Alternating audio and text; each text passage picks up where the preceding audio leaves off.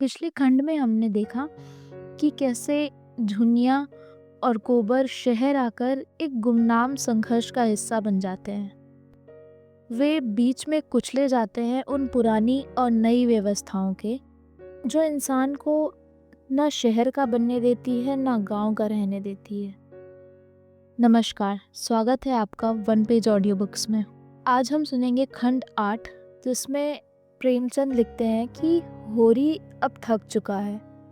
उसका शरीर टूटा हुआ है, आत्मा थकी हुई है और मन एक ऐसा बोझ ढो रहा है जिसे उसने खुद नहीं चुना लेकिन पूरी उम्र सहा।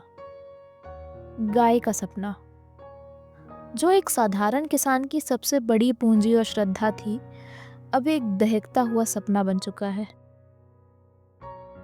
शरीर अब खेतों में काम करने लायक नहीं, बैल मर गए, बीज नहीं है, खेत सूखा पड़ा है। फिर भी होरी रोज उठता है और उसकी आत्मा कह रही हो कर्ज चुकाना है चाहे जान जाए।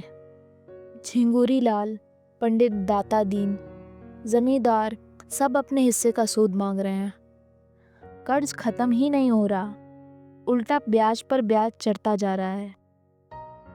होरी अब केवल जिंदा नहीं है, वह धीरे धीरे अपने ही जीवन का बोझ बनता जा रहा है।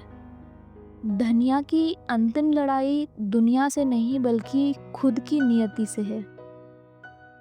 धनिया अब भी लड़ रही है। उसने सब कुछ खो दिया लेकिन स्वाभिमान नहीं खोया। वह अब केवल घर की स्त्री नहीं, होरी की आत्मा की रखवाली बन चुकी है। जब होरी बीमार पड़ता है तो वह हर दरवाजे जाती है, मदद के लिए, दवा के लिए, इंसानियत के लिए। लेकिन दुनिया अब भी धर्म, जाति और धन में उलझी है और उसे इंसान की पुकार सुनाई ही नहीं देती। होरी के अंतिम क्षणों में गांव की व्यवस्था फिर वही करती है जो उसने हमेशा किया है, अपमान। झुनिया अब भी घर की नहीं मानी जाती। गोबर शहर से नहीं आया। धनिया को कहा जाता है बिना बहू का गोदान कैसे होगा।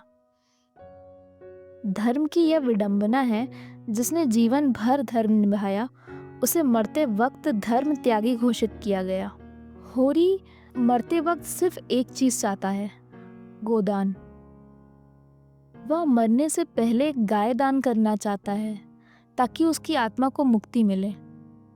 लेकिन उसके पास ना गाय है ना पैसे हैं।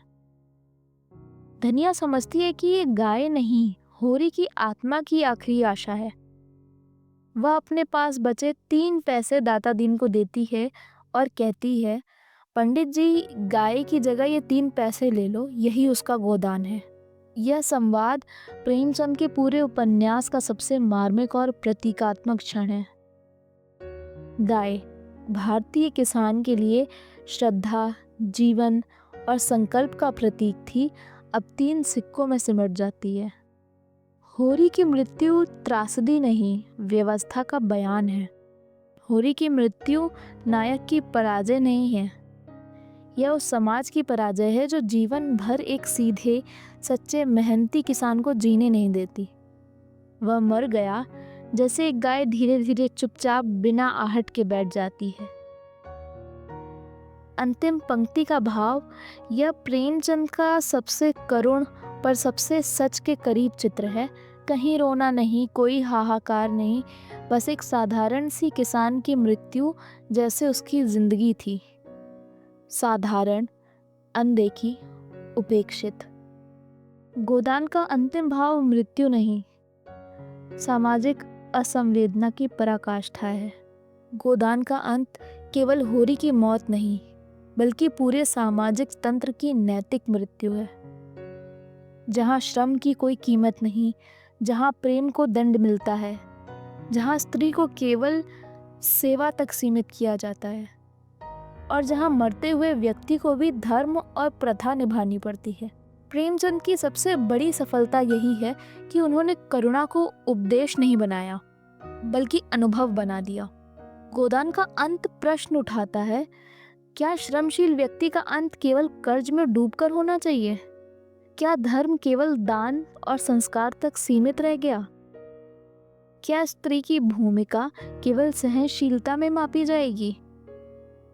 और क्या समाज कभी मेहनत की, ईमानदारी की और सच्चाई की कद्र करेगा? होरी मर गया, लेकिन सवाल जिंदा है, और जब तक ये सवाल जिंदा है, गोदान अमर है।